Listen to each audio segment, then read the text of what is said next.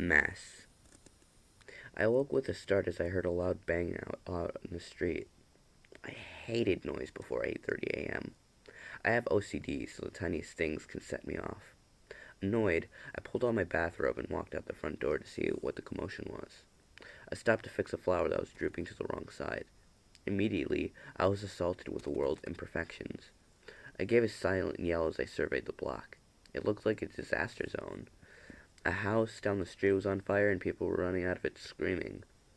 Overturned trash cans and makeshift sandbag barricades lined the sidewalk. I gave a small humph and turned my heel back into the house, locking all four bolts on the way in. I checked to make sure all my windows were boarded properly. Everything seemed okay. I moved over to the living room, grabbing the orange juice container and pouring myself a glass before I sat down on the sofa. I flipped on the television, and the hum of the backup generator kicked up as the power usage increased. For the fourth straight day, the state's emergency broadcast system was airing. I sighed and returned to the kitchen to make myself a piece of toast. I was tired of the broadcast. I was hoping they'd be back on schedule with the morning news soon. The governor has issued a state of emergency. This broadcast has been tailored to your area. A short pause. Residents of San Diego and Imperial counties are urged to make their way to the Red Cross centers in San Diego and El Centro. If you are unable to leave your home, lock and barricade your doors and windows. Arm yourselves with any weapons you can. Firearms are most effective, especially when aimed at the head. Remember to stay hydrated if infected. The CDC has so far been unsuccessful at finding a cure, but it has been noted that staying hydrated keeps the immune system functioning properly. If an infected has already passed and returned in your household, do not hesitate to euthanize them. We repeat, do not hesitate. Remember, the Red Cross has centers in San Diego and El Centro. The military has camps throughout the state.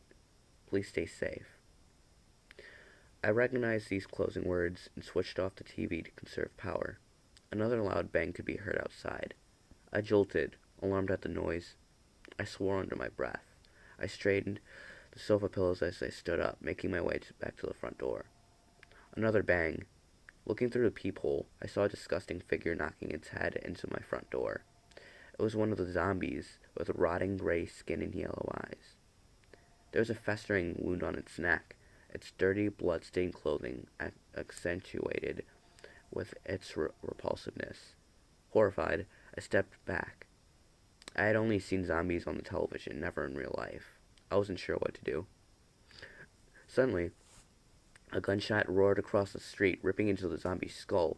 It fell immediately, its brain and blood all over my porch. I nearly fainted. So much mess. I heard a loud whoop and then the rippling sound of a motorcycle engine. I realized that I wasn't safe in my home anymore.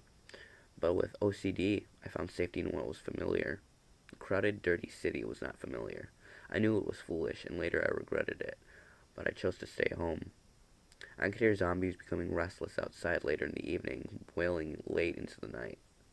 A few times I heard screams as the living tried to escape. One sounded like Miss Avery from 2 doors down, another like Mr. King from around the corner. I vowed to try to escape while I could the next day.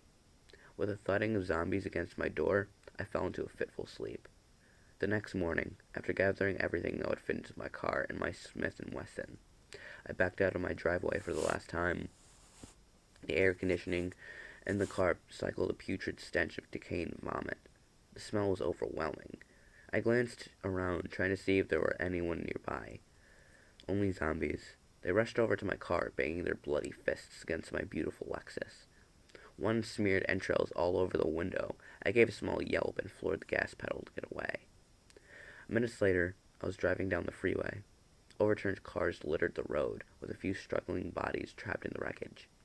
I hoped that those struggling were the undead. I passed a hospital with a large, crude banner reading, "No help here, try mercy," written in black paint. I shuddered at the thought of hospital patients trapped in their beds as the undead came limping down the hallway.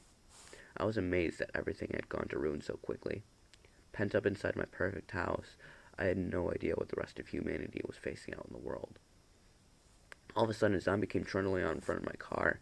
Noticing it, I instinctively swerved to avoid it, which proved to be a mistake. I slammed into the center divide at about 65 miles per hour, flipping a few times before coming to a stop upside down. My arm was twisted in a less than glorifying position, and I had multiple gashes and cuts from broken glass. Worst of all was the fact that I couldn't move my legs.